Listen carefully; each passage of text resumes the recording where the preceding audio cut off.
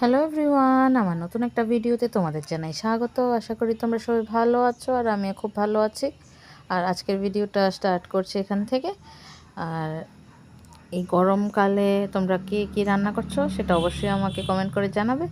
আর এইদিকে দেখো, আমি চলে এসেছি রান্নাঘরে। যেহেতু মা আছে তাহলে পুজো দেওয়ার টেনশন নেই। মা সকালবেলা ঘুম থেকে উঠে গিয়ে পুজো দিয়ে নেয়। তো এদিকে ডাল সিদ্ধ করে নিয়েছি আর করবো এদিকে কারকল আর পটল ভাজা, আর পটল দিয়ে করব আলু দিয়ে নিরামিষ তরকারি। কারণ আজকে মার শরীরটা ভালো না, আর কালকের অনেকটা তরকারি রয়ে গেছে, তাই আজকে একদম সিম্পল পটল রেসিপি। পটল আমার খুবই ভালো লাগে। পটল আমার ঘরে প্রায় দিনই থাকে। আর আমার পটল ভাজা বলো বা পটলের ঝোল বলো, সবটাই আমার ভালো লাগে খেতে। তো তারপর এদিকে আমি সব ভাজাগুলি করে নিচ্ছি। আর এদিকে আমার আস্তে আস্তে তোমাদের সাথে গল্প করতে করতে রান্নাটাও হয়ে যাচ্ছে। তোমাদের যদি আমার ভিডিও দেখতে ভালো লাগে তাহলে একটা লাইক, কমেন্ট, শেয়ার অবশ্যই করবে। আর তোমরা আজকে লাঞ্চে কি বানালে এই গরমের দিনে অবশ্যই কমেন্ট করে জানাবে। আর এদিকে আমার ডালও ফোড়ন দেওয়া হয়ে গেছে। তারপর এদিকে তরকারিটা রান্না করে নিয়েছি। তো এই রেসিপি তোমরা সবাই জানো, এটা দেখালাম না। তো আজকের মেনুটা চলো শেয়ার করি। এদিকে হলো ভাত, তারপর এই যে কারকল আর পটল ভাজা, আর হলো ডাল, তারপর হলো পটল আলুর ঝোল।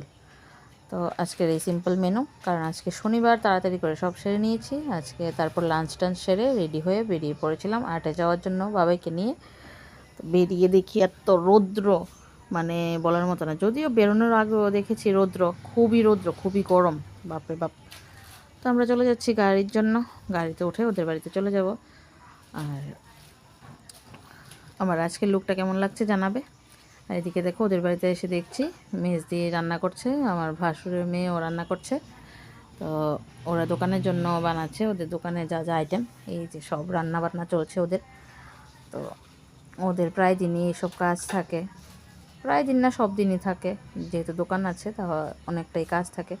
তা আমি আজ তোমাদের সাথে এই ভিডিওটা একটু শেয়ার করলাম। আর তারপর আমার এই বড়জা আর ভাসুরের মেয়ে চলে গেছিলো, একটা ইনভাইট ছিল ওদের। আর তারপর আমি আমার আরেক জায়ের ঘরে গিয়েছি।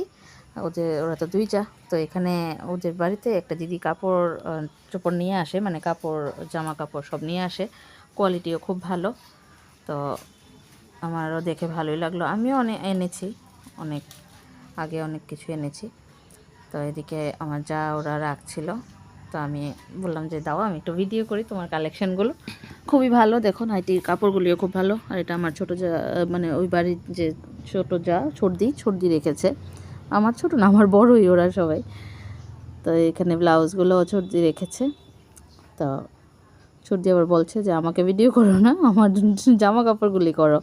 তো তারপর চলে এসেছিলাম বাড়িতে। এখন যেহেতু দিনটা বড়, বাড়িতে মানে দিন থাকতে থাকতে বাড়িতে এসে পড়ি।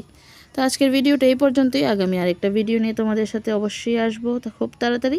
তোমরা সবাই ভালো থাকবে, সুস্থ থাকবে। আজ তবে আসি, টাটা।